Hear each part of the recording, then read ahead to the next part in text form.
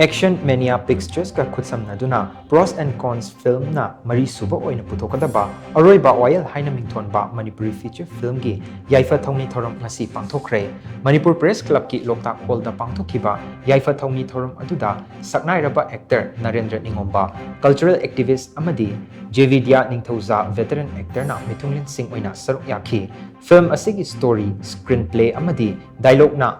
Binoranjan oinamni Sanjoy Chingangbam amadi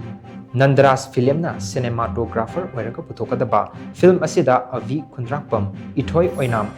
Jevidya Narendra Ningomba Khekman Ratan amadi Khekena Chingbana maru eba mamiroi sing oina saruk yari film asigi editor amadi director na Da Tamo